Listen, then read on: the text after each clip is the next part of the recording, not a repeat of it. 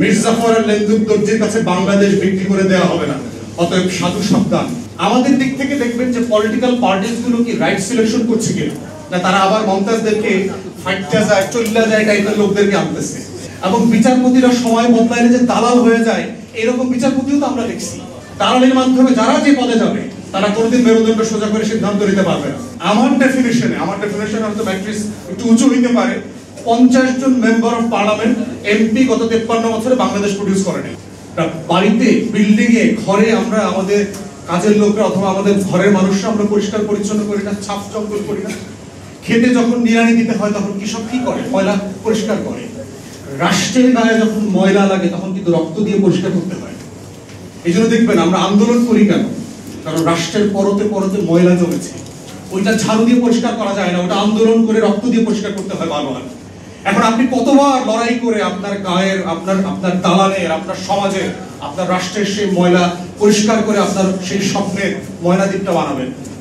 এখন এখানে লার্জলি যা বলা আছে, ট্যাক্সে চলে আসি, ওটা থেকে একমত। দুইটা বিষয় শুধু আমি কথা বলবো। প্রথম কথা হচ্ছে, আমি নীতিগতভাবে এবং আমার দল আমরা দুইটা চেম্বারের পক্ষপাতী না।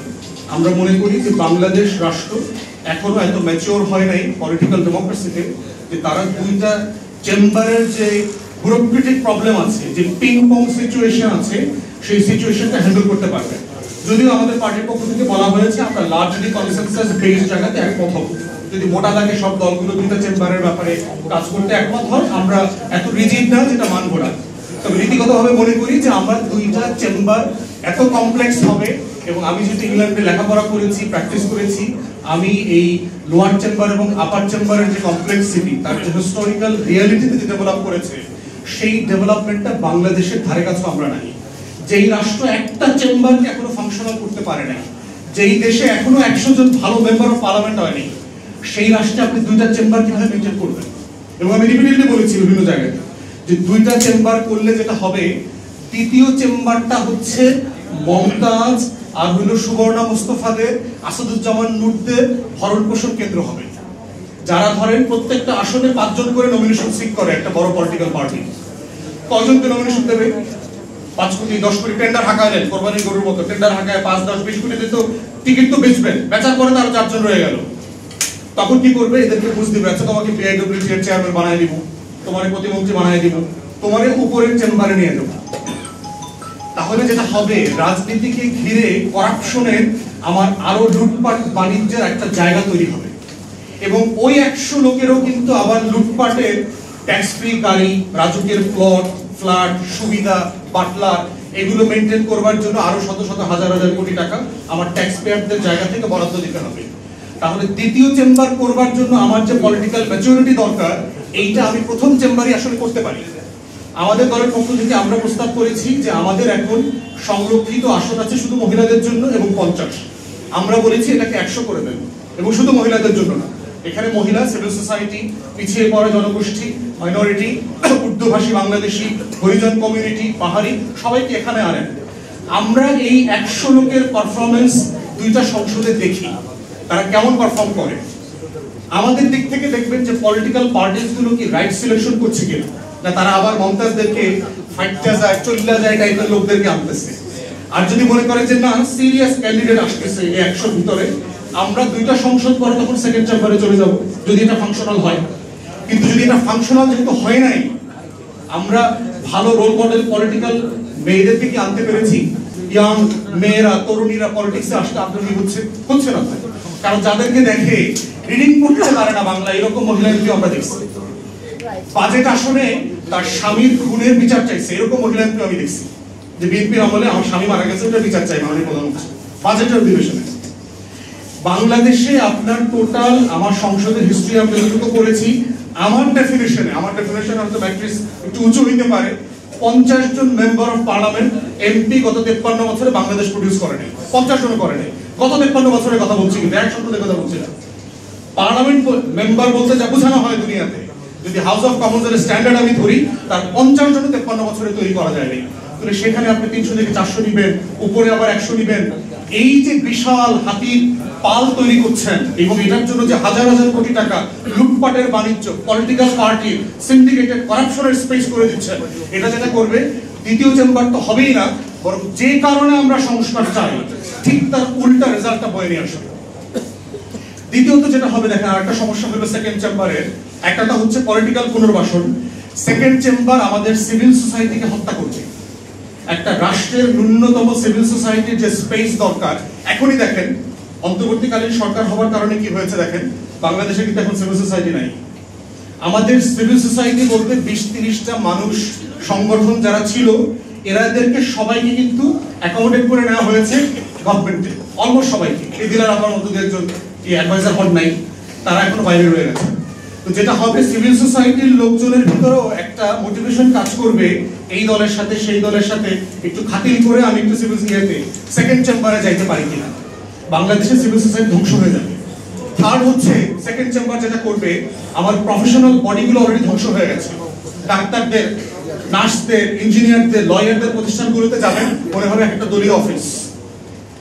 সরকারি প্রতিষ্ঠান প্রত্যেকটাতে যাবেন, শ্রমিক ইউনিয়ন, ঐক্য পরিষদ, তমুক সমুক, কর্মকর্তা কর্মচারীদের যত ট্রেড ইউনিয়ন আছে, দলীয় ব্যানারে ফেস্টুনে ভরা থাকে। দ্বিতীয় চেম্বারটা হচ্ছে এই প্রফেশনাল বডি রিপ্রেজেন্টেশন করতে গিয়ে যেটা হবে, আমার প্রত্যেকটা ইনস্টিটিউশন ধ্বংস হয়ে যাবে, কারণ এই পলিটিক্যাল ম্যাচুরিটি আমাদের মধ্যে এখন ডেভেলপ করে নাই। অতএব সেই জায়গায় আমরা বোধ করছি যে ফার্স্ট চেম্বারটাকে কিভাবে প্র্যাগম্যাটিকলি ফাংশনাল করা যায়, এইটা আমাদের আমাদের সিরিয়াস এজেন্ডা হওয়া দরকার। এবং পিআর এর ব্যাপারে আমাদের পজিশন আমরা বলেছি, আমরা একটা মিক্স সিস্টেম চাই যেটা অ্যাচিভেবল হইতে পারে।